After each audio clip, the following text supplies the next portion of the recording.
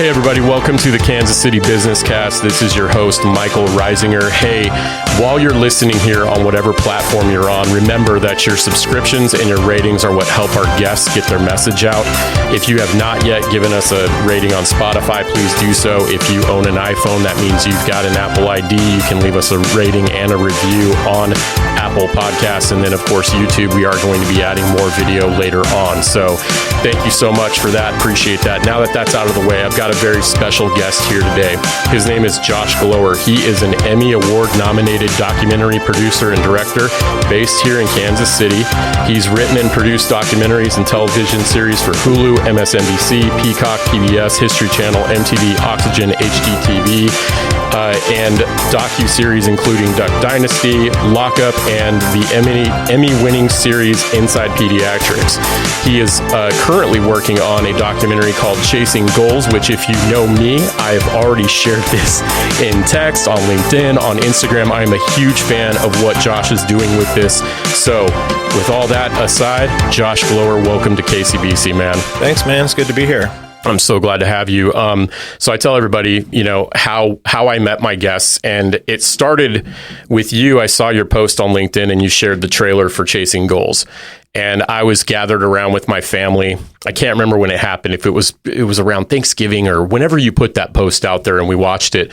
And my wife heard it from the other room and came running out, and I had to play it twice. And we definitely had some people who were teary-eyed around the TV watching it. I casted it to my TV and they were like, "Oh my gosh, that's shot here in Kansas City." And I was like, "Yeah, I just found out about it." And you and I are both connected with Justin Ricklefs from the Guild Collective. Justin, what's up? We'll tag him. And so we recently got to meet in person. After I've gotten to hear your story, I was like, what would it be like if we got you on the show, talk to Kansas City about your experience working in the film industry and what you're doing now, kind of your origin and conversion stories. So that's how we met. Here we are. Let's see what happens. Yeah, let's see. So I guess for you, because there's a lot of information out there, and if anybody wants to search what you've been up to or find podcasts that you've been on, they can learn about those things. What got you into doing screenplay writing, directing? What was your journey like to get into that, and how'd you find yourself in Los Angeles doing it as well? Yeah, so I've always written. I've written. My mom has stories that I would make up about our stuffed Ewoks. Mookie and Gwig from, I don't know if this is like first grade, second grade, and I've just always done it. I remember in fourth grade doing creative writing and not being a super cool kid, but you would read your stories out loud, and I would write the stories about the other kids in the class, and that got so much attention. So it was like, oh, this is my thing. I can do this, and people respond to it. And so I did that for a long time until she told me I was writing war stories and people were dying in our classroom. And she put that, she shut down my 15 minutes in fourth grade. But you were writing down your classmates? Yeah. So they were all my platoon buddies and that kind of stuff, Wow. Yeah, pretty random. This is going away. This is the real origin story going way back, right? Yeah. But, I've always written. I did journalism all through high school and creative writing. I have a degree in creative writing. And it's just always been, I remember as a kid leaving movies and feeling like you're still part of that story, right? Seeing kids pretend sword fighting or pretending like they're soldiers or whatever, and just seeing how films affect people and how story can affect people, and the visuals and the music and sort of the composition of all of those things together has always been a big deal to me. Going way back, the film Glory, which was about an African-American regiment in the Civil War with Matthew Broderick. I'm old.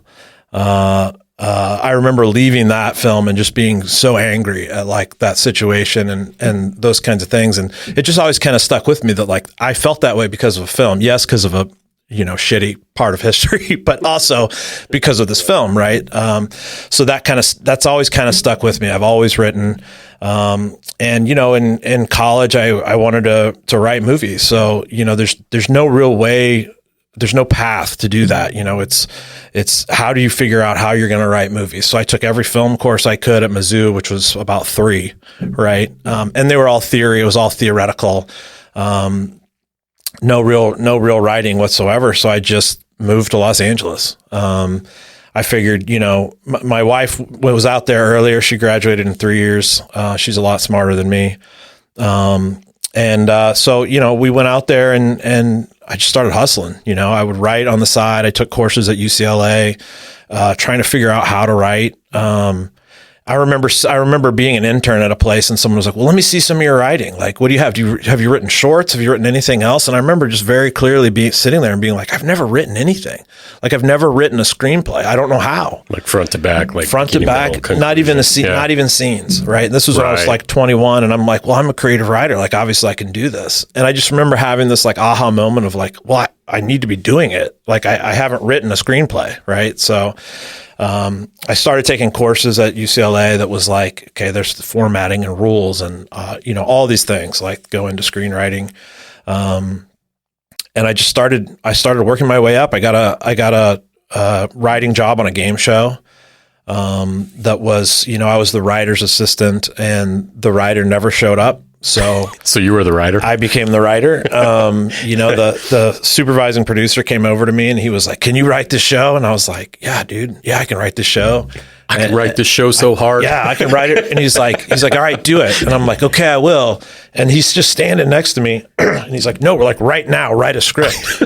Excuse me. And I literally started writing on this piece of paper in front of me. Like, this was 25 years ago. I didn't even have a laptop or anything. And I just started writing and he just goes, he just like threw his hands up and he's like, I guess that'll have to do. And he walked off and then I was the writer of that show. So, you know, let's not get too carried away. It was like a strip, they call it a strip show. It wasn't a strip show. It was 5 days a week after school. That's a strip show. Where kids were telling yo mama jokes back and forth. It was like a tournament. So this wasn't high art by any means, right? It was me introducing this hood versus this hood. And so you were writing your mama jokes? Yeah. I was doing, well, the kids did most of the jokes. We'd help them out if they weren't funny. So it was legitimately a tournament. Wilmer Valderrama was the host. And he would say, you know, let's do this. And like the kids would go back and forth telling yo mama. And I wrote everything Wilmer said. And he, of course, would make it his own. And what's your favorite your mama joke? My favorite art, I can't even say it. It doesn't hold up. Hold up. But so that was trial by fire. That was your first writing gig. Yeah. So from there, I mean, you just got the next role or how did that work? I mean, it was hard. I was told at the time it was hard. It's hard to break into the game show world. And this was kind of a loophole because it was an MTV thing. It wasn't like Jeopardy or, you know, one of the big game shows, but I only had experience writing a game show. So they told me about this other job that was, it's called story producing, but basically it was when reality kind of started happening. Right. And it was like, okay, someone gives you 20 hours of footage of 20 cameras, just shooting kids doing whatever they're doing. And you have to take all that footage and make it into a script. So it was like writing in reverse. It was like taking puzzle pieces and trying to figure out a story, that was, quote, you know, really happening. Right. So I started doing that and, you know, it's an interesting challenge. I think it really teaches you production and those kinds of things because you really start to learn like what do you actually need to tell a story. You know, you have these pieces and it's like, well, I could tell a story if I had this piece. Like I could do this a lot better. So you know, you come up with all kinds of ways to like cobble together stories out of nothing, essentially. You know, doing in your own voices and like all kinds of random stuff, you know, to try to like piece together things. And, you know, then it kind of got so that it was like, well, this is really expensive, because people are sitting around forever trying to figure out what the stories are. So let's do outlines beforehand. So I'd start doing that. And then it would be like, well, you've done the outline and you're going to do the post. So why don't you go out in the field and go get it? So I was like, okay. So I would start doing, so eventually, you know, I worked my way up to being a supervising producer who would do everything from just overseeing, like I don't have any actual skills, right? I just oversee the crew and all that, the creative, and make sure the creative happens, make sure we get what we know will be a story than whatever we actually can get in the field and make that into the best story possible based on the original plan. So just to kind of go there, because you've had the storytelling vibe. You at this point in your career, you're learning how to write stories. You're learning about what makes a great, compelling story, but you're working with the networks, right? Like the studios, and they're telling you, here's what we want the show to be. Here's what the main theme is. And then was it your job from there to take the vision and figure out how to organize everybody on the crew to make that happen? Yeah, I mean, I was always one step down. I would always get hired in at a production company that would be hired by the network. Okay. And some of that was by design. I mean, I don't want to be that person. That role is not. There's no winning in that role, because you're stuck between a network who wants one thing and a crew and talent and everyone else who really kind of wants something different. Right. And it's your job to kind of toe the line and make sure you keep the network happy, but also the network, as you can imagine, kills a lot of good creative ideas. So It's like kind of this balance of like, how can we make this the coolest thing we can? You know, my role was often the person underneath that. You know, I always said I'm more like a sergeant than a general, and I would kind of, you know, the old grizzled guy who's sometimes older than the person who's actually dealing with the network, you know, who's done it for 20 years and that kind of thing. So, you know, and now I try to stick to writing and post, and I, you know, now we're in Kansas City, so I like to do a lot of stuff remote, just in my edit bay at home, and yeah. And that's awesome. So, you know, obviously, you know, I listed in the very beginning, like, you know, some of the networks and the shows that you've worked on. What would you say, where was the point where you decided I'm going to, because you created G10 after, or that was part of the getting out. What's the origin of G10, and what was the moment where you said, I'm going to do this on my own? So G10 Creative is my own very small shop in Kansas City. We do branded documentary stuff, you know, corporate. We'll kind of do anything. You know, my bread and butter is still remote television. But G10 does everything outside of that, right? For me in Kansas City. So, you know, the documentary I'm working on is a G10 project and that kind of thing. And that came from, you know, me kind of wanting to have my own identity in Kansas City. So, you know, I'm this guy who went to LA and did this kind of very specific thing for 14 years or so, and then came back, and like that didn't really translate, you know, to be honest. There was a lot of it was kind of a loss of an identity, right? So like I came back, and I just wanted I wanted to be doing work here, like locally, you know, and so I started my own shop. You know, I worked at a company here for 2 years that it was fine, you know, it just wasn't a great fit. Like, there's a different kind of mentality, I think, from, you know, I had to get over myself. I had to get over my own ego a little bit of like, I've done shows for Hulu and you guys are doing this stuff. Like I need, you know, to totally owning it, needed to get over myself, you know? Sure. But so it was good. You know, they taught me a lot. I met a lot of people in Kansas City, but I just wasn't really happy. You know, I think I've always kind of needed to do my own thing. And I actually read this book that now is probably a little bit cliche, but it's called You Are a Badass by Jen Sincero. My wife and I both went through that, and that was the first of its kind when she wrote that. Yeah. So respect. I remember sitting on my lawnmower looking through the library app, like, what am I going to read next? And while you're mowing the lawn? Yeah. Well, I mean, you know, I took a break, but yeah. I remember just seeing the title. It was like, You Are a Badass. Stop. I forget what it is. It's like, stop. Like, you know, letting your own creative self down. That's the kind of vibe, right? And it was just like, all right, I'm going to read this. Literally never read a book like that, ever. Like the only thing other than fiction I've pretty much ever read is screenwriting books.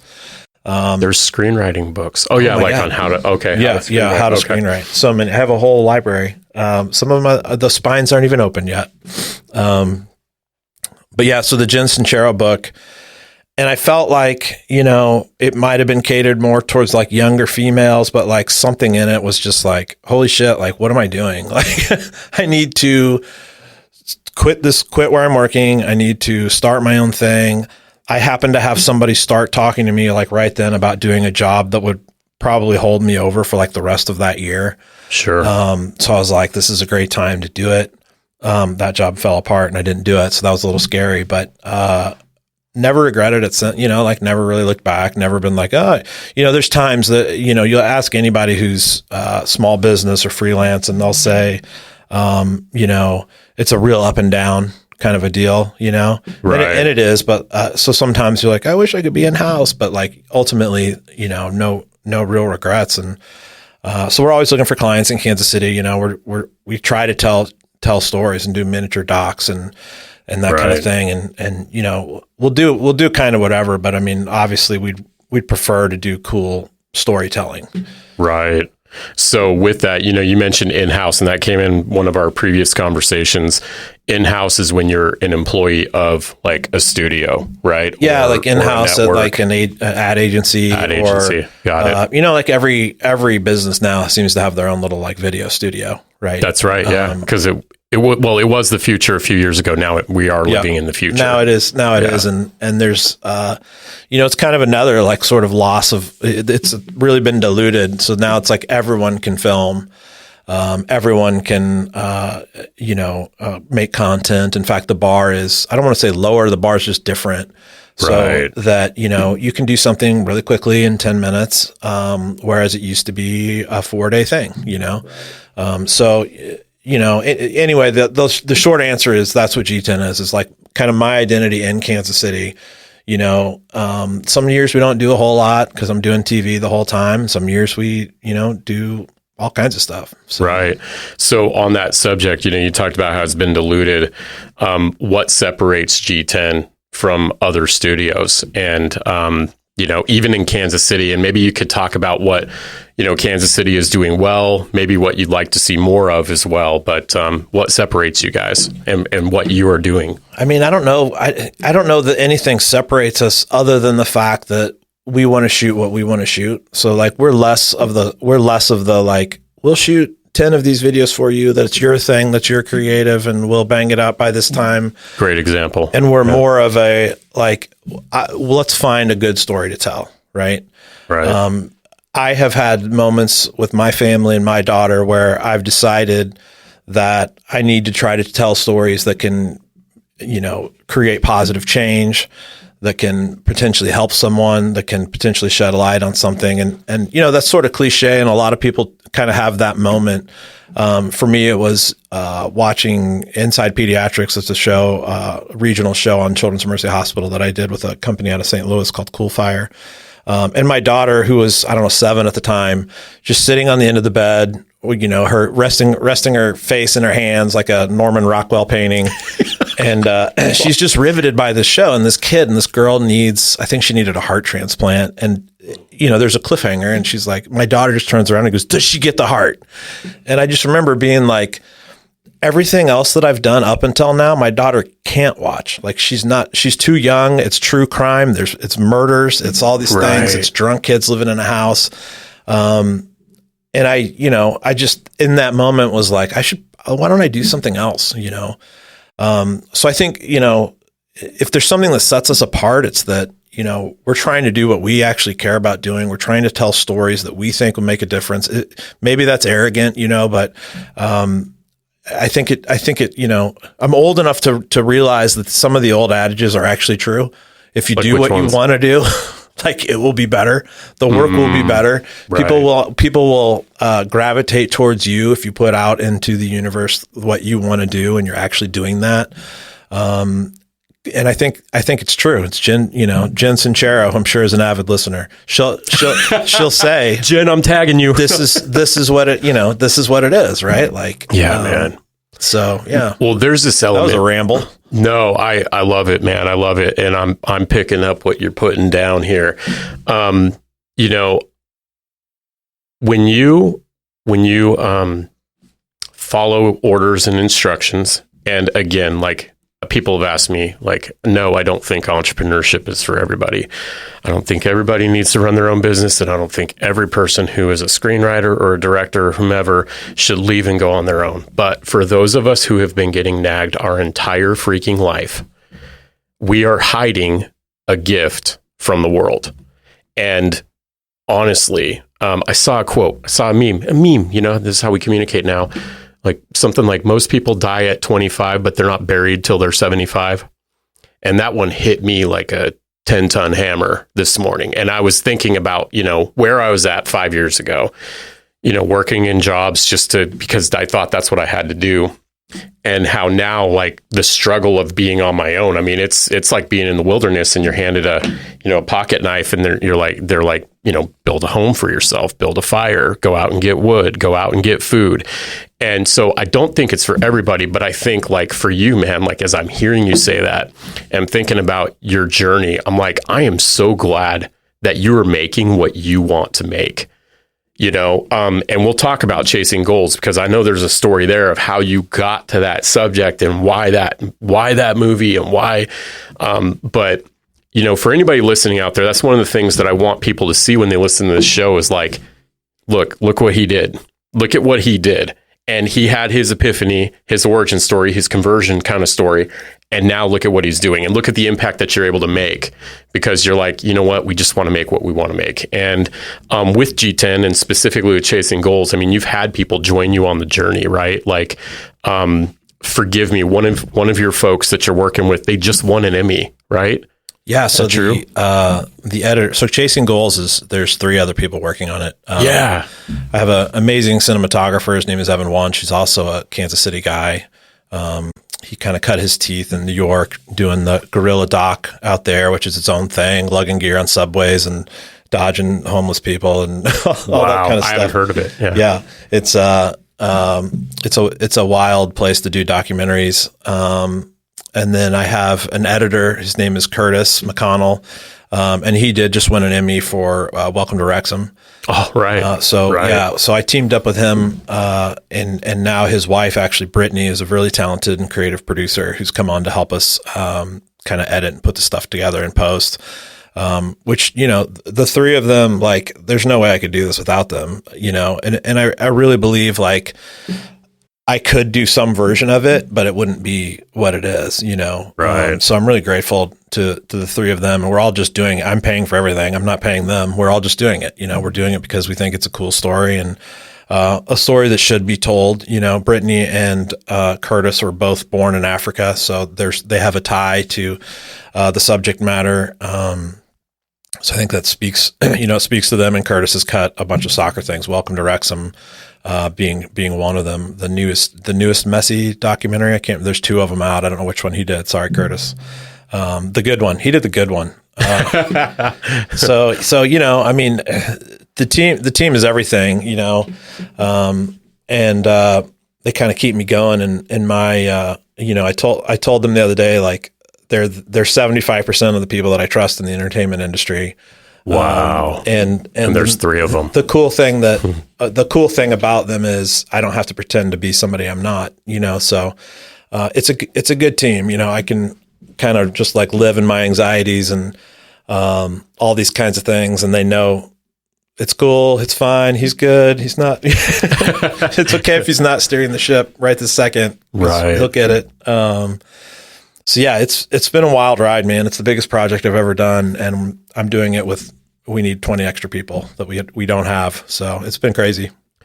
So because we'll talk about that too, like what you need for the film and the awareness that you're driving out there. How did you find them? How did you find your team? And, on the subject of like going out on your own and saying, I want to make things I want to make, and you saying it's going to attract people that see that.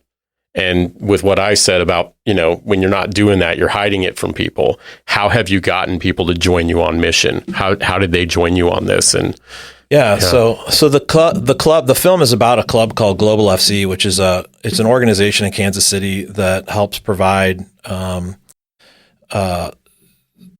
all kinds of things to kids. I mean, the thing that I'm focusing on is the soccer aspect, but it provides them with tutoring and counseling and all these kinds of things. Right. But what makes them special is the club is all refugees. So it's it's people coming here who don't speak English, who don't necessarily have all the things they need, and there's resettlement agencies they work with and all these kinds of things. But Global really provides like a sense of community and family and gives them back something that's very normal for them, which is soccer. And, it's an incredible organization. I've totally been humbled by the amount of sacrifice the coaches, the mentors, the mentees, the executive director, Maria, what they give to these kids is, like you think you do a good thing one day and it's like, no, you don't understand. Like these people devote like half their life to these kids and these teams. The coaches in a lot of cases literally drive around before every game, picking up every player. Right. And it's that seems like, oh, they give them rides. It's just so much more than that though. They'll show me their phones. It's like, oh, so-and-so is like, can you come help me? My bike got stolen. Or they're like parents. They're like older brothers, and sisters. It's not all men. I don't mean to be like that. But that's the club. The club is Global FC. I was volunteering sporadically at a couple resettlement agencies.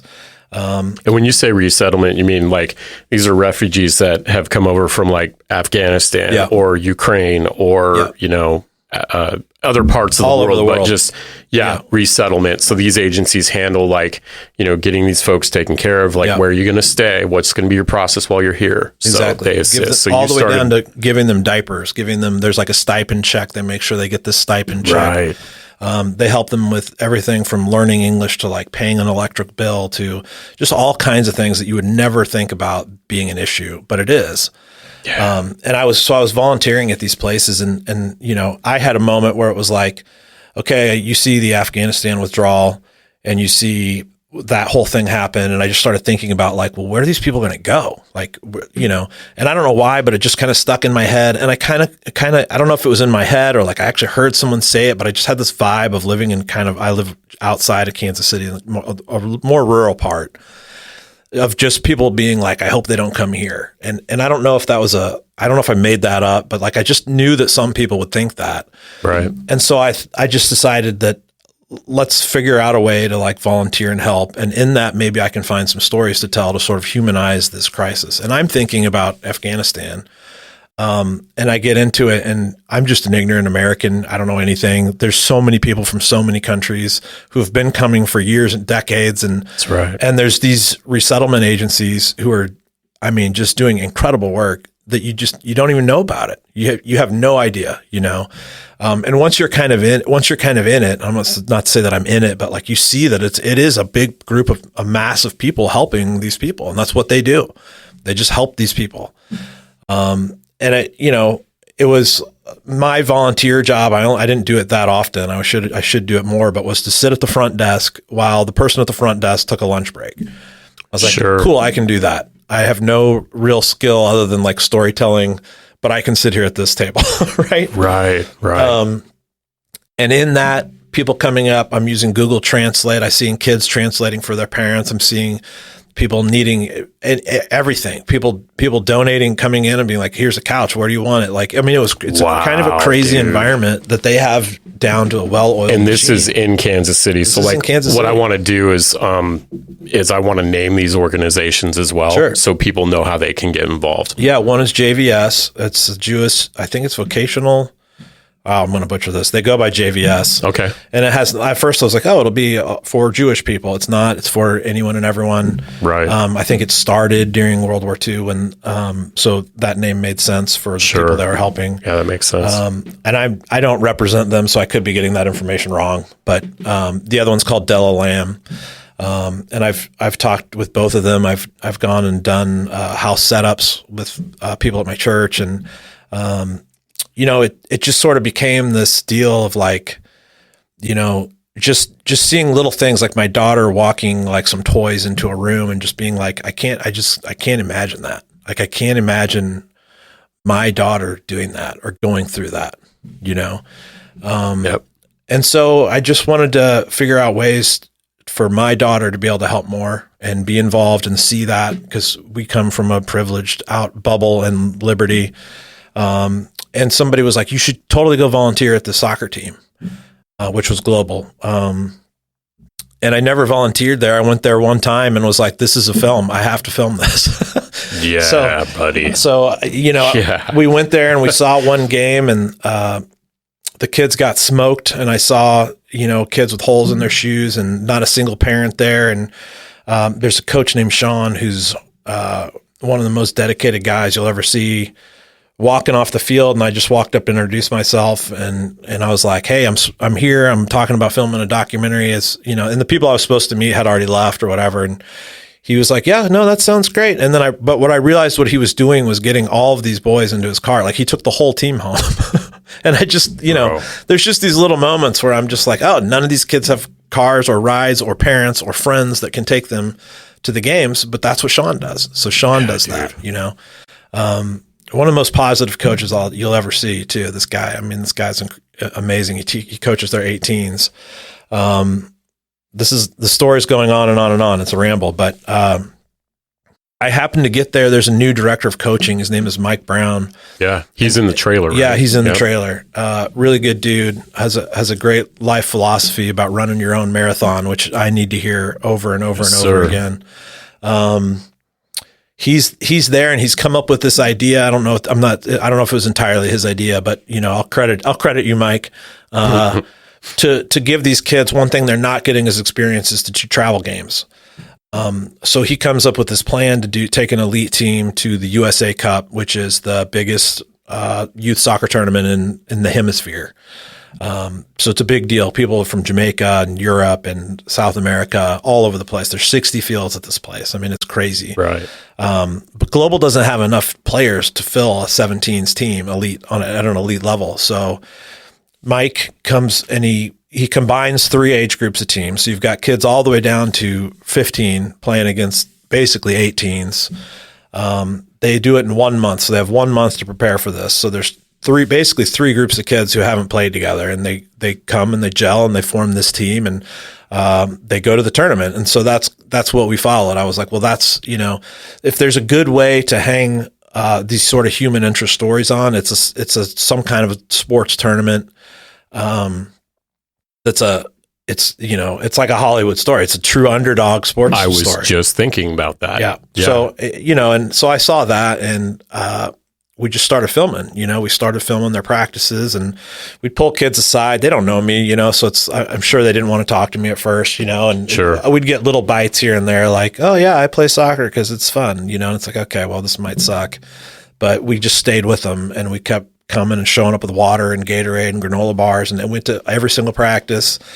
Mike and Coach Tambari, who's a Nigerian refugee, but he's older. He's the assistant coach.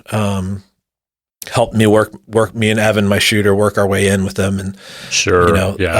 The kids were very welcoming, and eventually, we're now in the process of documenting their kind of journeys and their stories. So we've got all the soccer stuff. We've got most of the kids interviewed, and we're now going back and we're doing sort of B-roll stuff, them barbecuing with their family, right. Them at the grocery store in their neighborhood, and just little kind of human moments like that. So, we're wrapping up the film. We've got another 20% to film probably. Right.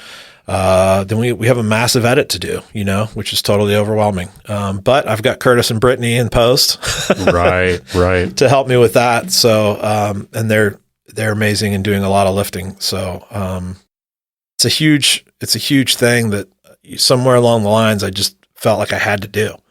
Yeah. And can't quit doing till it's done. So, well, yeah, I just hearing that and what I've heard you say, and share with me before, it's like, you're too far along to not see this. We're in it now, buddy. And too many people are already fans of this too. Like, you're getting a lot of traction on social media. Just real quick before we talk about like what you're needing next and what the next few months look like too. Just to clarify, so Global FC, they are all over the United States, right? All over the world. They're just Kansas City. I'm so glad I asked you about that, because I noticed there's Global FC _KC. I'll tag them, but so they're just in KC. And this is not the only team. So the 17 kids from 17 different countries. Yep. What is the impact? So the club has 9 teams, I believe. 9 teams. And they're starting a girls team. All in Kansas City? Yeah. So their teams are all the way, it's like the age groups. So it's down to, I don't know exactly, there's like 9 or 10-year-olds all the way up to the 18s. So when you were saying earlier 15, 17, 18s, you meant like 3 teams of like 3 different age groups. Okay, got it. So there's they 9 combined, teams? they combined 3 age groups into one elite team. It's a lot. I mean, it's unbelievable. But yeah, I mean, it was started here by her name is Maria Goodbreak. She just had this vision. She's an Afghani refugee, and she tells the story so much better than me. But she had this vision of, she went to a park, I believe in Columbus Park, a community center, and saw some Afghani kids playing there. And the next time she went, they were there, and she brought a soccer ball and just threw out a soccer ball, and then like had 3 soccer balls. And, eventually now there's 9 teams, and there's a staff. They have a, office space, and that is so cool. All this kind of stuff. And, they need so much more, but it's amazing what they're doing with what they have, I think. Right. And what they really have is good people, because one thing about soccer is obviously all you need is a ball. And if you listen to these kids' stories, some of them didn't even have that. They like made a ball. So it's one of those things that like they know it's in their blood, and you can do anywhere, like you could go in the parking lot and play soccer. You don't have to have a field. So, Global is, doing really amazing things without very much, and really impacting these kids' lives. I mean, I've heard kids tell me that they would be on the streets if it weren't for the soccer club. And it's almost like, I don't believe you, but if you look at the kid, it's like, that's like an extreme, right? But if the kid looking you in the eye telling you that, he's telling you the truth. That's right. That's right. And so, I know that, I don't know them all, but these mentors and the coaches and everybody involved are really changing these kids' lives. Yeah, man. So what does it look like with, you talked about, you've got a lot of the footage done. These kids are here in Kansas City right now. They're going to Kansas City schools, right? Correct me if I'm wrong, but some of them are at the point where they could actually get recruited for teams, or what does that look like? What's their year going to look like, I guess? Yeah, so I'm not the guy who definitely understands all of the soccer, like the labyrinth of soccer leagues and all that. Right. In fact, a lot of the stuff I film, I like to get into because I don't know anything about it. This is definitely one of those cases. Sure. But I do know that, most of them play for high school here in Kansas City, and then the global season will be the spring season. Okay. So it'll be the club season. There are 3 or 4 seniors who, yes, could go play in college, could be recruited by any of the, one of their older brothers actually plays for the sporting academy. Oh, nice. So yeah, there's options there. I'm not exactly sure how they get to those places. And one of the sad things is, and I know the coaches work with them on this a lot, is they don't know either. I've sat down, and I always relay these kinds of messages, but I sat down with one kid and was like, so do you want to play in college? And he was like, yeah. And I was like, okay, cool. How do you do that? And he's like, I don't know. And it's like, he's like, I know there's camps you can go to and they'll see you play there. And I was like, okay, cool. So you can go to one of those camps. And I just kind of put it out of my mind. And I went home and I was like Googling like college soccer camps. They're all like $2,000. Like they're all, most of these kids aren't going to be able to go to these soccer camps. Right. So, I feel like it's sort of arrogant, presumptuous. I don't know what the word is, but like part of why I want to do this is so that some of these kids can get seen without paying any money. I know that this isn't like a soccer highlight reel, but I feel like if you saw one of these kids' names on a sheet of paper that they might be coming to your area and you'd seen this film, then maybe you would remember them, Absolutely. Absolutely. Yeah. With that, I know you've got goals. You want it to get released. What does that look like? Yeah, as far as releasing it. We're pitching. So I've done TV for 20 years. Curtis and Brittany in LA both have done at least that much. Actually, that's not true. They're younger than me. They haven't done. I've done more than them.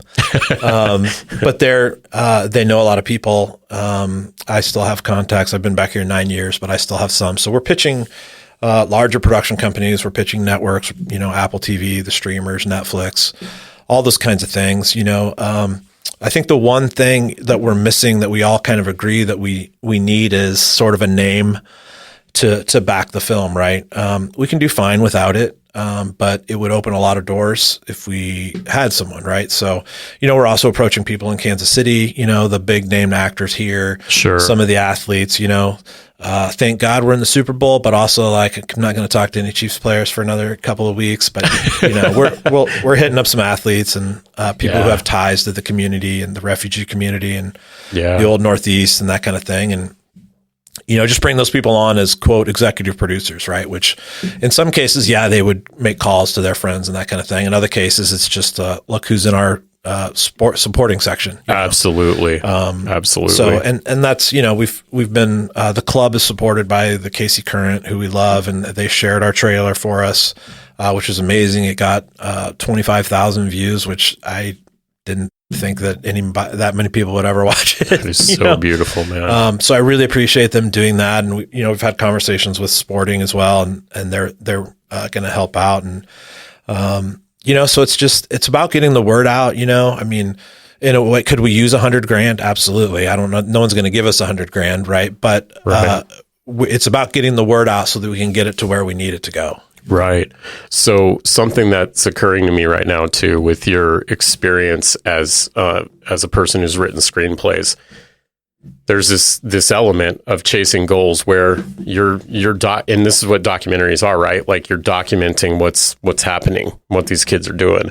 But there is an element of screenwriting that you have to do to make it all make sense. And I'm thinking about earlier when you were talking about earlier in your career, there's like 20 cameras on and people were trying to figure out how to make it make sense.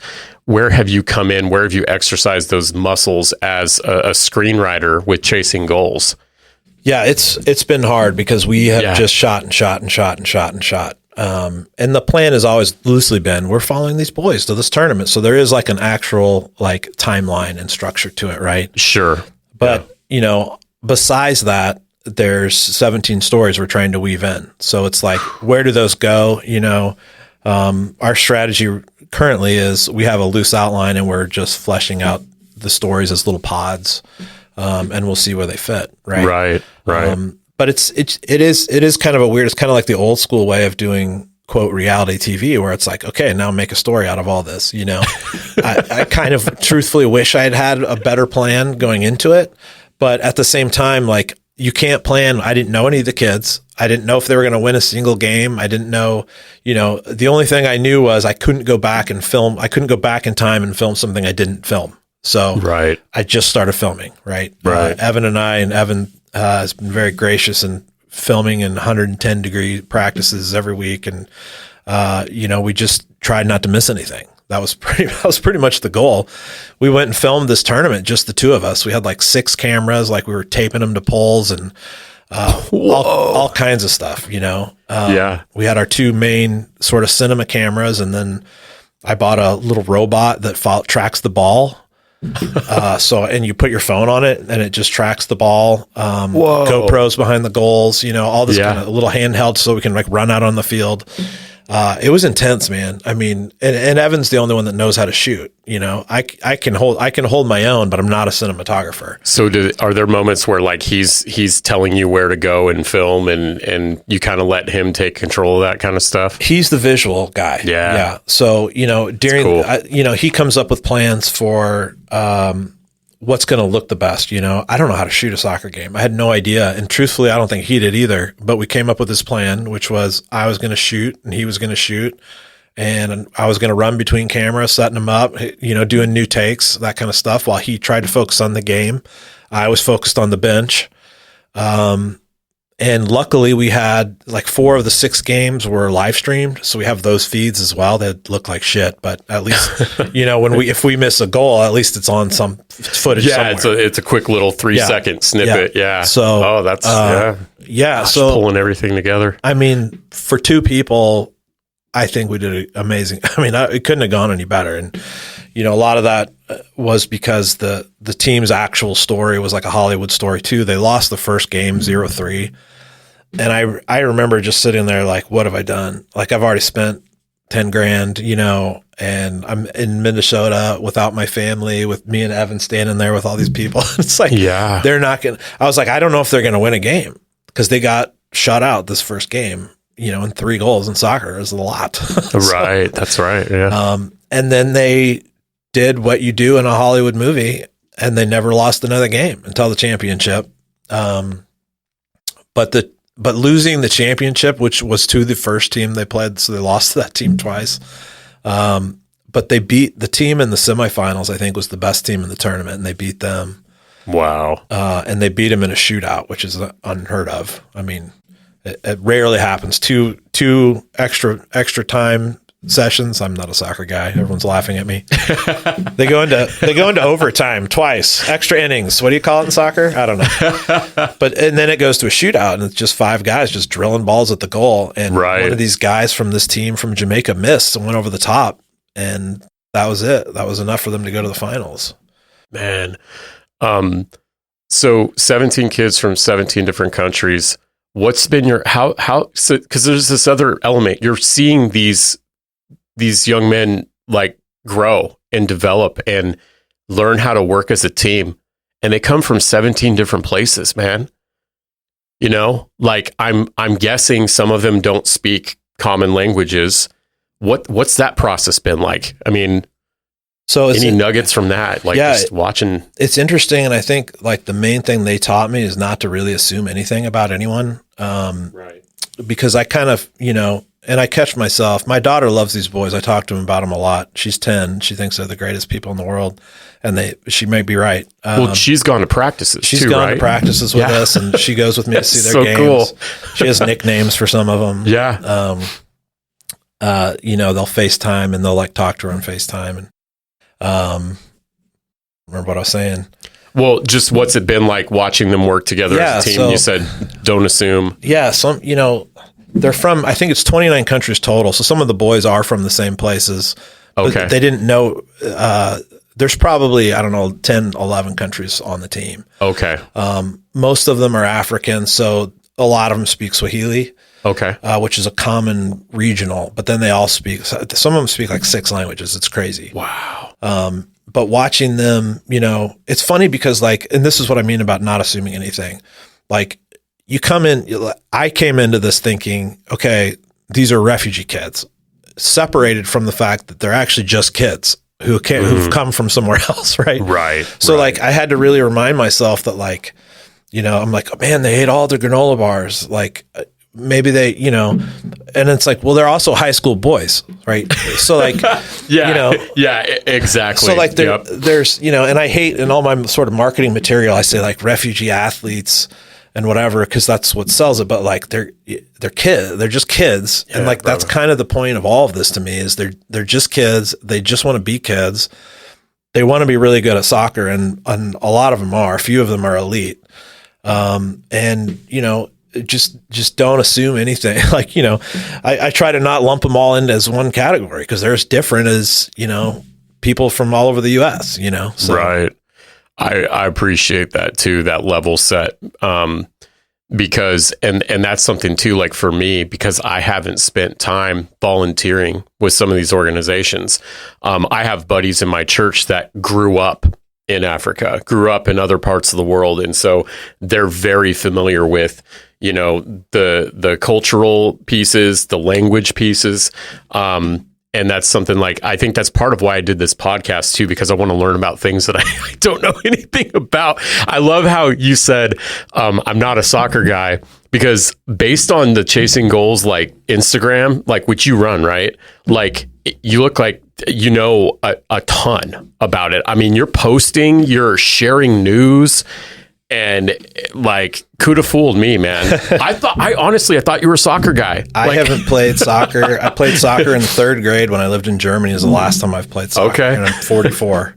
But, Right on. It comes back quick. I mean, I take my daughter to current games a lot. Okay. So we've kind of become obsessed there. And so it is easy to like kind of get into it. And, that team is so approachable. It makes you feel like you're there and with them and know them. And so then you start following their Instagrams and you just kind of once you get back into that world, there's the things that I don't really understand are the, like the leagues and that kind of stuff. But the game, I don't understand it the way the boys do. Like they're like a living organism when they play, but,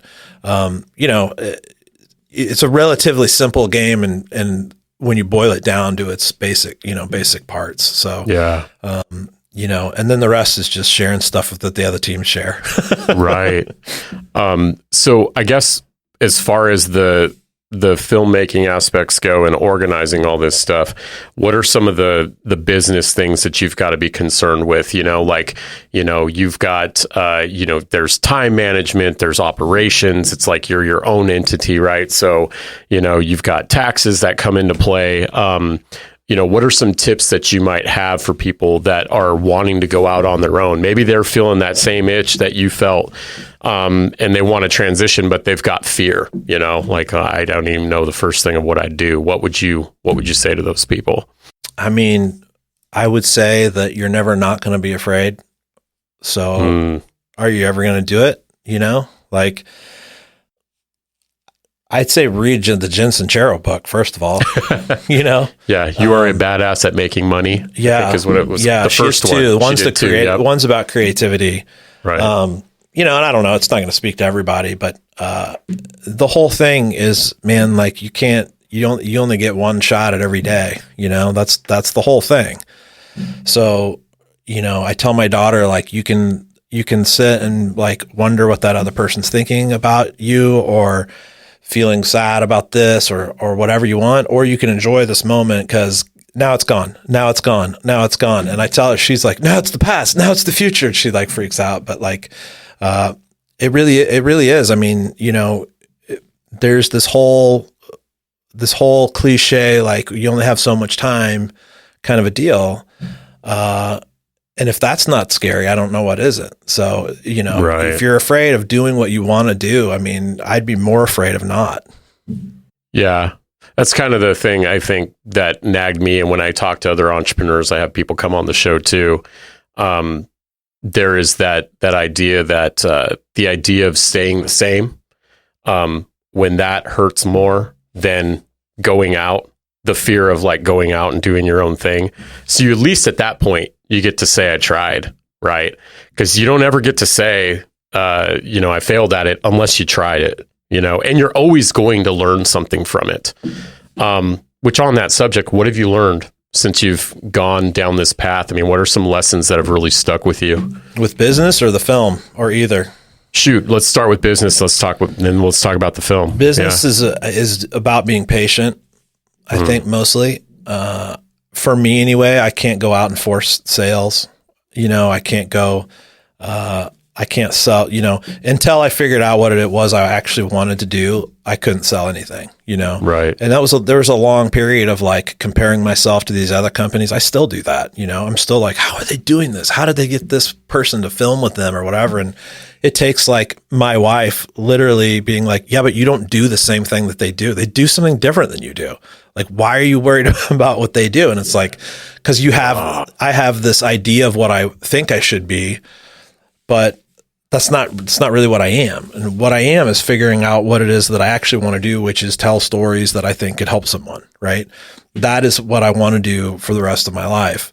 And I think finding that one thing is really the only business advice that you can give that's worth anything, right? Like you can say all kinds of things. You can read all kinds of books. There's people that tweet out wisdom every 5 seconds of every day. But like, if you're not doing what it is that you are supposed to be doing, you're wasting your time and you don't have that much of it. Right. On the film, on chasing goals, what are some things you've learned? Ooh, there's a lot I would not do the same way. I can tell you that. Yeah, but a lot of it's organizational. I started out just filming and it's like, well, now I know that the thing is, simple stuff like I needed 2 40 terabyte hard drives instead of I'll get a three terabyte hard drive and then get another one and then get another one and then get another one. Video is so huge, man. And now I have a stack of drives that are all daisy chained together, and and that's kind of a metaphor for the whole process. It's like, had I thought about, okay, I brought a cooler full of stuff for the boys every time that I would get at a gas station on the way. Well, had I thought ahead, I could have gone to Costco and saved so much money. Sure. Have your garage be like a little mini warehouse for them. I think feeding teenage boys. Yeah, man. I think it's about, just giving yourself grace though, because we're always all learning. Like, I don't know what I'm doing. You don't know what you're doing, but we're trying to figure it out, and we're trying to do the stuff that makes us happy. I think that, there's been 100 times where I'm like, what am I doing? I don't know why I'm doing this film. And then there'll be one person that's like, thank you for doing this film, and that's, I had a moment during the summer where I was like, I spent a lot of time filming, and it might have been my daughter's sort of last summer before she goes to middle school, before it's like I'm not fun and whatever. And I was talking to my friend about that. I was like, maybe I should have spent more time with Molly, with my daughter, and less time filming. And she just goes, yeah, but look what you taught her. Oh, dude. And I was like, wow, you're right. And I thought about it, and I was like, she was with me filming. Like, she would go with me to film, and she met these boys, and she saw all these things. And now she literally will say, like, I shouldn't complain about that because I know there's people that don't have this. That's right. And, it's not like a hero moment for me, but it's, so I did what I wanted to do over the full summer and didn't stress about doing all the things that I think I should be doing. And it ended up being like this great opportunity for me, for my daughter. Hopefully the boys will get something out of it, but I myself have learned and grown, and like, it's been a perspective change just watching these people do what it is they do. I absolutely love how you've invited your daughter into this, dude. I cannot tell you how important that has been for us, my wife and I, doing our own thing. And when we're sitting there grinding on, I'm making the reels for the podcast, or I'm editing, and, to have your kid come and sit on your lap and say, what are you doing? And for me, it's like I start to stumble and I go, gosh, I'm like cutting out parts and clips and things. And how do I explain this to her? She's not on a computer yet, but this is a great exercise for me to practice and say, can I explain this? Do I know this so well that I can explain it to a 4-year-old? And then it's wild, man, seeing what they get out of it. Now, like, for example, I mean, and you can tell, I want you to tell listeners too, what your daughter's dreaming of and thinking of ever since you had this idea and you had the courage to follow it. But I've got my kids talking about, I want to make my own business. I want to make a podcast. And we're at dinner, like, with my in-laws, and they're like, my 6-year-old gets up and says, I have a presentation I want to talk to you about. And you can tell she's just awkwardly just spitting it out. But I have those moments where I go, she wouldn't even be on this track if we hadn't done X, Y, Z 10 months ago or whatever. But like, dude, I just love how you're bringing her into that. That's incredible. What are some things like she's thought of or she wants to do? Does she want to like get on set? Like, does she want to help you edit? Like, what are some dreams, I guess, that are starting to circle the dinner table with your family because you've done this? She wants to be a vet, so nothing related at all. But no, she's very empathetic. She's a very empathetic person, and she's taught me and my wife a lot about caring in other people. And I think that seeing the group that we're involved with, she will say like, someone today at school was like, this is a true story. They were like, if you won $10,000, what would you do? And she was like, I would donate it to a homeless shelter and then Global FC. Dude. And I was like, all right, well, she's a better person than me. I would have been like, I don't know, buy G.I. Joes or whatever, but she's the Millennium Falcons, the Lego. Yeah. I mean, really, like what else would I do with it? But she's a wise old soul in a 10-year-old body. Man, that's amazing. On that subject, I'm so glad that we got to have this conversation today, that this started with your journey, which you've shared, but me seeing your trailer on the show and your willingness to come on and share your story, man. Is there anything else like that? Is there anything that we didn't cover that you wanted to talk about before we kind of sign off here? No, I appreciate it. I appreciate you having me on. I don't really think so, Just tell people to go do what they want to do. Yeah, man. I appreciate you, Josh.